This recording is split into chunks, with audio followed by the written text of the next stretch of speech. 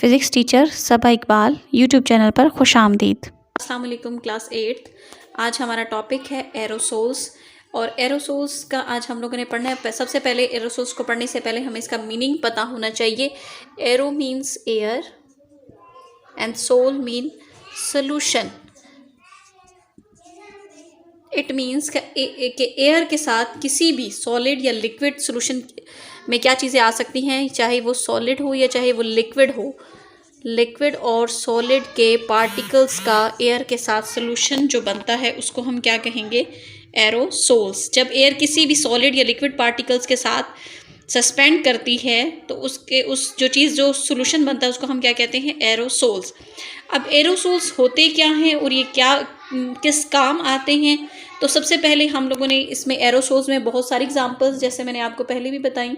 हमारे पास है hair spray है, आपको पता होगा जो हेयर स्प्रे होते हैं उनमें एरोसोल्स, वो एरोसोल्स हैं। सेकंड हमारे पास एयर फ्रेशनर हैं, एयर फ्रेशनर, बॉडी स्प्रे और इस तरह की बहुत सारी चीज जो स्प्रेज हैं जो हम यूज़ करते हैं।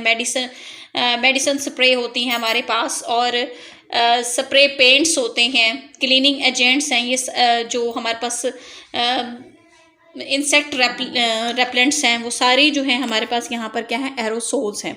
इन सारे एरोसोल्स को ये आज हम लोगों ने देखने के एरोसोल वर्क कैसे करते हैं, ये करते क्या हैं, इनमें ये होते क्या हैं। असल में एरोसोल्स एयर का सोल्यूशन होते हैं लिक्विड के साथ या फिर सॉलिड के पार्टिकल्स जो एयर के अंदर मुअल्लक हो जाते हैं या सस्पेंड हो जाते हैं, ठहर जाते हैं, तो वो मिलके क्या बनाते हैं, एरोसोल्स। सबसे पहले हम दो देख लेते हैं कि हमारे पास एक नेचुरल एरोसोल्स होते हैं। फॉर एग्जांपल आपने देखा होगा फोग जो है, फोग में क्या होता है कि लिक्विड के पार्टिकल्स जब एयर के अंदर जो है सस्पेंड होते हैं तो वो क्या बना देते हैं, सस्पेंड होंगे तो वो क्या बनाएंगे, हमारे पास एरोसोल। तो ऐसे एरोसोल्स जो नेचुरली, जो कुदरती तौर पर खुद ही बनते हैं, उनको हम नेचुरल एरोसोल्स बोलते हैं। एक फॉर एग्जांपल हमारे पास फोग है। सेकंड हमारे पास है डस्ट। डस्ट में आप लोग देखेंगे कि डस्ट क्या है, एयर के साथ सॉइल के सॉलिड पार्टिकल्स जो होते हैं, सॉइल जो है वो उसके साथ मिलती है और वो उसमें सॉलिड जो सॉइल के पार्टिकल्स हैं जब वो एयर में सस्पेंड होते हैं तो वो क्या बना देते हैं, डस्ट। और ये भी नेचुरल एरोसोल्स है, ठीक है। और ये जो मैंने पहले आपको जिनके नाम बताए, ये और इस तरह के बहुत सारे ये एरोसोल्स वो हैं जो खुद हमने बनाए हैं अपनी प्रॉब्लम्स को सॉल्व करने के लिए। जैसे मेडिसिन में जो हम इन्हेलर यूज़ करते हैं, जब किसी को सांस का प्रॉब्लम होता है उसके लिए इन्हेलर यूज़ किया जाता है, तो उसमें कुछ ऐसी मेडिसिन डाली जाती है जिससे उसका वो प्रॉब्लम सॉल्व हो जाए। तो और बहुत सारी प्रॉब्लम्स के लिए हम ऐसी एरोसोल्स बनाते हैं, तो उनमें भी मेडिसिन यूज़ होती हैं। दूसरा एयर फ्रेशनर है, रूम को मतलब फ्रेश करने के लिए जो हम एयर फ्रेशनर में यूज़ करते हैं वो भी एरोसोल्स ही हैं। हेयर स्प्रे है, बालों को जो है स्प्रे करने के लिए। स्प्रे पेंट है, आप लोगों ने देखे होंगे हमारे पास स्प्रे पेंट है, एक फ़ाइन पेंट करने के लिए, एक फ़ाइन लेयर लेकर आने के लिए, स्मूथ पेंट करने के लिए हम स्प्रे पेंट भी यूज़ करते हैं। तो इस तरह से अभी तक तो मैंने आप लोगों को बताया कि एरोसोल्स होते क्या हैं और वो कितने टाइप्स के हैं। नेचुरल भी होते हैं और ख़ुद से आर्टिफिशियल भी बनाए जाते हैं।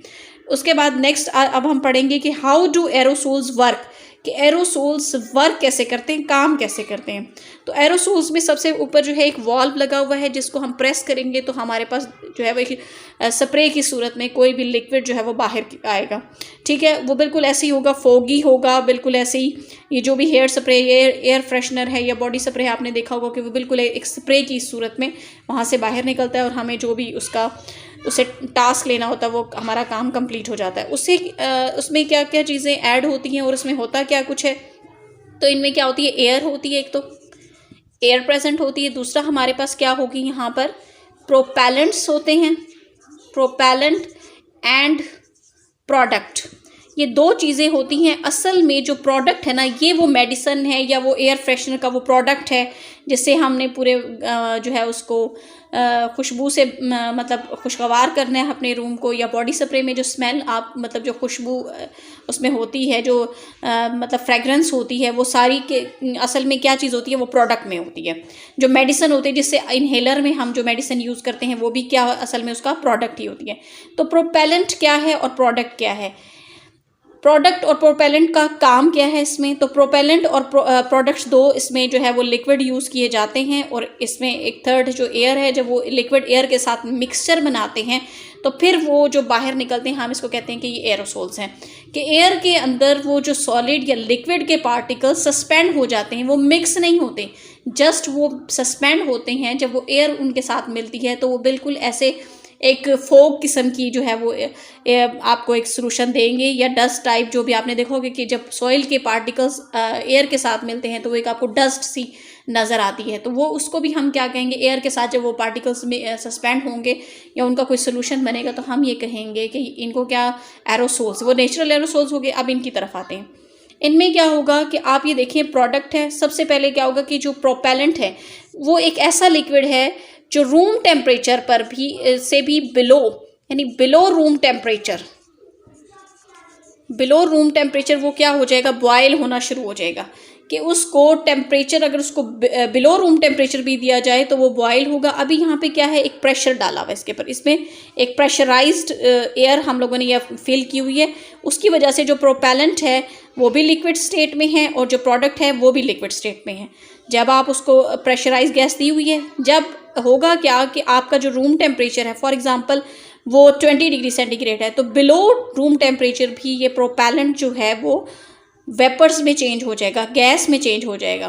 तो जब आप इसको वॉल को प्रेस करेंगे तो होगा क्या कि जो आपकी प्रोपेलेंट है वो क्या करेगा, प्रेशर तो पहले से था क्योंकि वो लिक्विड फॉर्म में था, जैसे ही आप उसको प्रेशर देंगे उधर से वॉल्व से उसको प्रेस करेंगे तो होगा क्या, जो प्रोपेलेंट था जो लिक्विड फॉर्म में था वो अब किस में चेंज हो गया है, क्योंकि उसे बिलो रूम टेम्परेचर ही चाहिए था, उसको हाई टेम्परेचर नहीं चाहिए था। तो अगर आप उसको बिलो रूम से भी कम अगर उसको टेम्परेचर मिलता है तो वो उस पर क्या करना शुरू कर देगा, बॉयल होना शुरू हो जाएगा, और बॉयल होकर वेपर्स में चेंज हो जाएगा। जैसे ही वो वेपर्स में चेंज होगा वो उस प्रोडक्ट के ऊपर क्या करेगा, जब आप उसको प्रेस करेंगे तो इधर से ये जो प्रोपेलेंट है ये प्रोडक्ट के ऊपर जो है वो ऐसा मतलब फोर्स लगाएगा कि ये जो हमारे पास एक पाइप है, ये ट्यूब है, इसके ज़रिए वो ऊपर की तरफ मूव करना शुरू कर देगा, और यहाँ पर वॉल्व के आगे जो है वो ऐसे स्प्रे की सूरत में हमारे पास वो एरोसोल जो है वो बाहर निकलेगा। तो ये इसका प्रोसेस था कि कैसे एरोसोल्स काम करते हैं। तो इसमें हमें तीन चीज़ें, एयर है हमारे पास, प्रोपेलेंट है, प्रोडक्ट कोई भी मेडिसिन है, कोई एयर फ्रेशनर है, जो भी हम मतलब इंसेक्ट किलर हम अगर यूज़ कर रहे हैं तो वो है, वो उसका प्रोडक्ट है, असल काम प्रोडक्ट का है। तो उसके अंदर एक प्रोपेलेंट भी होता है। प्रोपेलेंट क्या करता है, एक ऐसा लिक्विड है जो बिलो रूम टेम्परेचर के ऊपर बॉयल होना शुरू हो जाता है और वेपर्स में चेंज हो जाता है।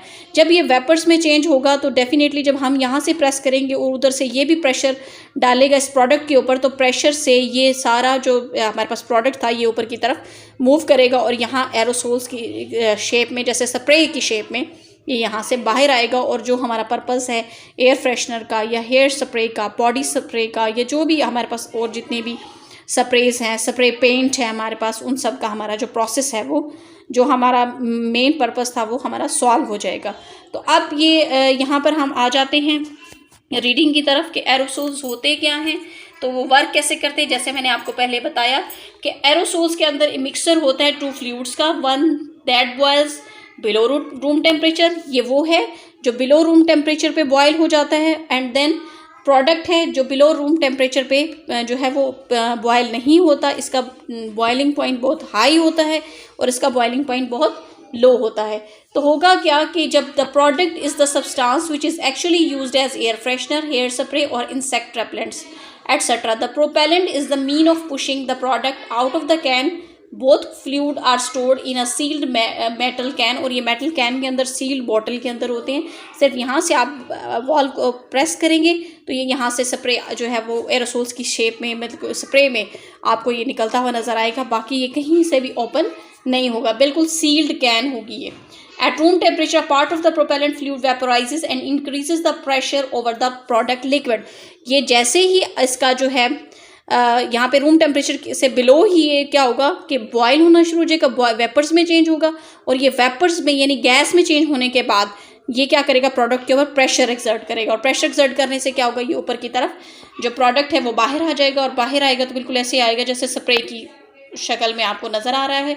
When valve is opened by pressing the button, a passage from inside of the can to the outside opens. The high pressure propellant vapors or gas pushes the liquid product up in the plastic tube and then out through the nozzle. The narrow nozzle break the flowing liquid, क्योंकि nozzle बहुत narrow है, break the flowing liquid into teeny drops which come out as a fine spray.